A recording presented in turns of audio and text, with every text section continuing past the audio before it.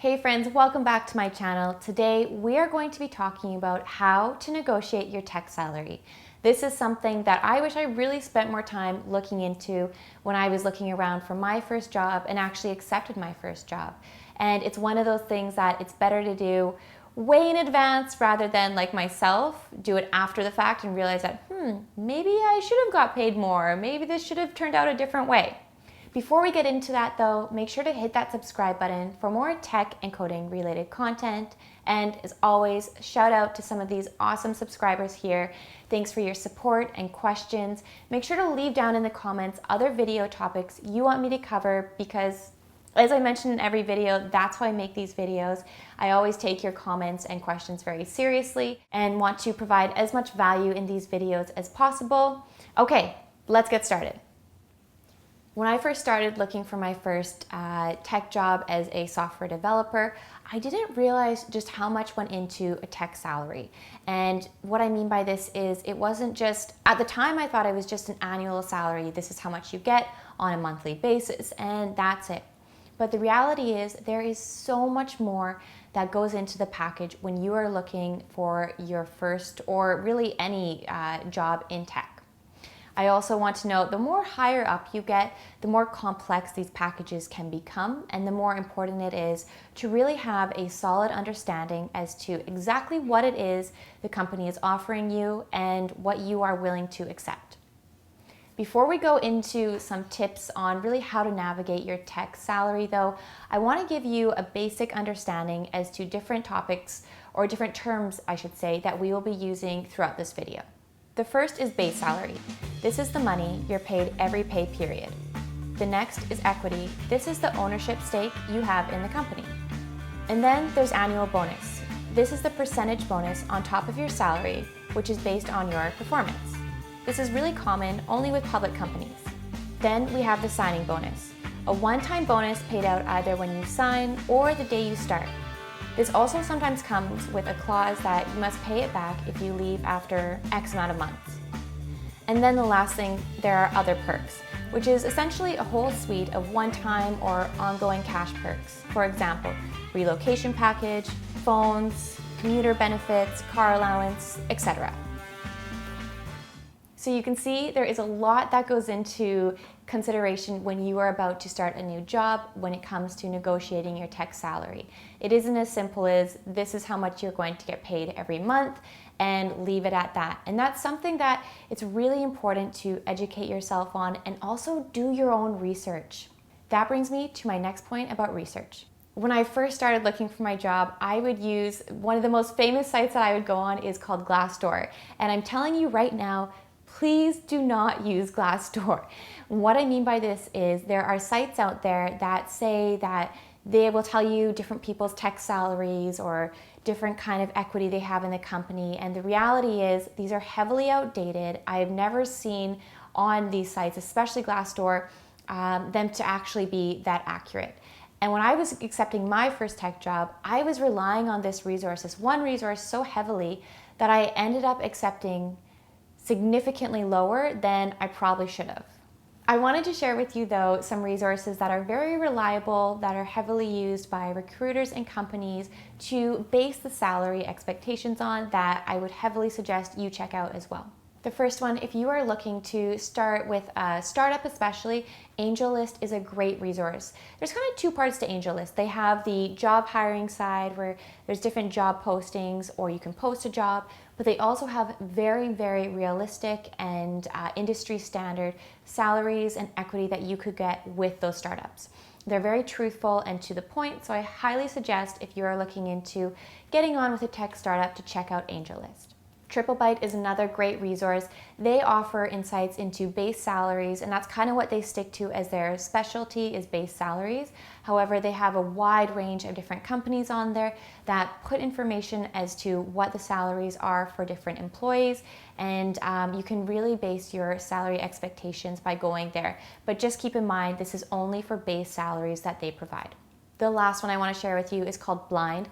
Blind offers really detailed insights into big tech companies. It's probably my favorite website because I just like to go sift around on there and see what different roles for, say, Google or Facebook or Amazon, and they have all the different roles on there that operate within their company, or most of them anyways, and they really provide a very fair and detailed insight as to what these employees are making. I think after a certain point with Blind, though, you do have to pay, so it's definitely something that maybe you register for while you are job hunting, and if you are job hunting for in the scope of these big tech companies. But it definitely is worth looking into and maybe spending some money on initially for the job hunt process. The third point I want to share with you is ask the right questions. And what I mean by this is you can kind of investigate a little bit as to what different roles are making at a tech company based on one of the things that they kind of all have in common is it's called bands. So there's different levels of bands, and within those bands, they have different ranges of salaries. So for example, one band for a senior developer might be between 155 and 185, but all senior developers within that level of band are within that salary range. It's not as though one senior developer is making X amount more, $50,000 or $60,000 more than another senior developer. No, for these big companies, they have to standardize salaries to some degree and keep it fair. So what they do is they put everyone in different bands. Also, I want to highlight that you never have to share your previous salary. It's actually illegal in, I know, California and many other places for potential employers to ask what your previous salaries were. So please do not feel as though you have to share what you are making at your current company or were making at your company. That's definitely not a requirement by any means. Another question I get asked a lot is, well, what do I do if they ask about my salary expectations? Do I show my cards, or how do I navigate that? And there's two ways you can do this. One being, if you feel comfortable that you have more insight and an educational level as to what they could offer you versus what you are showing, then show your cards if you feel really confident with that.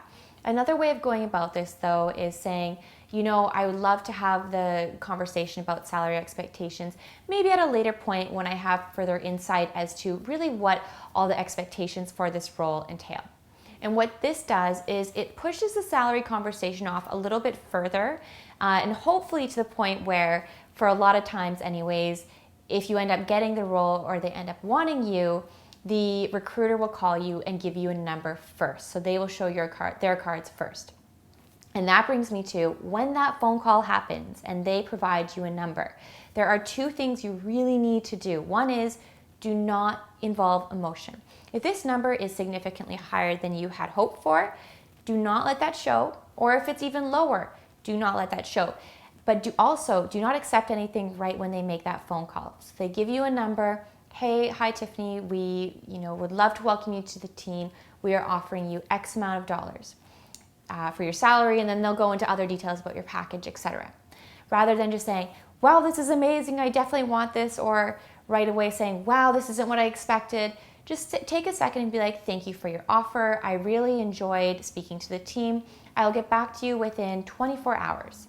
And keep it very neutral so they don't know kind of what's going on behind the scenes.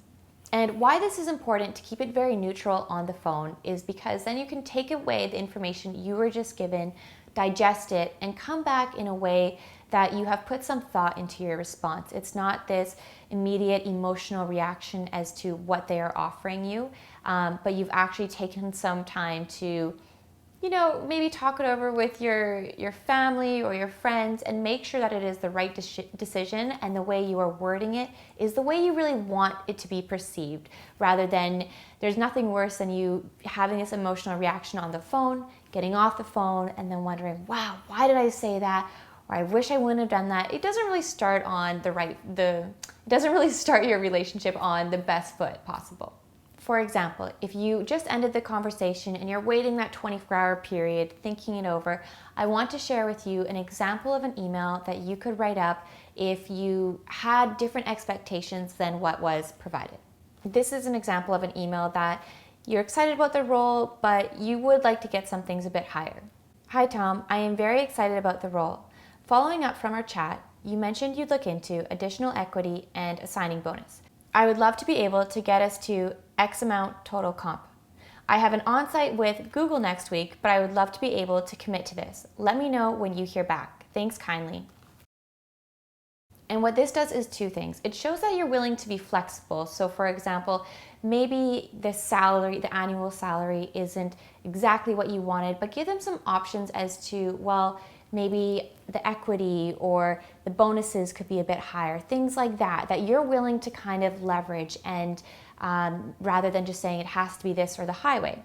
The other thing it does is show that there needs to be some timely action on this. When you say you have an interview with another company, and you don't always need to list the other company by any means, especially maybe if it's a competitor, but you can use your best judgment on that as to how the people that were interviewing you are, and how they would feel about that. But the end of the day is it shows that you're not married to this one potential idea or offer, you're exploring others, and it also shows that other companies are interested in you as well.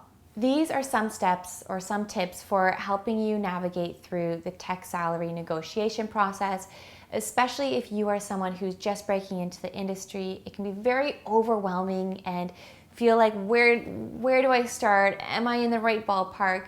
So the last tip I will leave you with is, if possible, find someone to help with that process. If you are able to find someone to help mentor you through that process, or someone that you really trust, it will make a world of a difference. And it's important to note that this person doesn't have to be specific to the tech industry. These are salary tactics and negotiations that companies in all industries go through. So if you have a friend that has gone through this process, or a family member, make sure to reach out to them as well, because the last thing you want to do is feel like you're going through this process completely alone and end up accepting an offer just because you're tired of the process. Thank you for watching this video. Make sure to hit the subscribe button for more tech and coding related content, and I will see you all soon. Thanks everyone.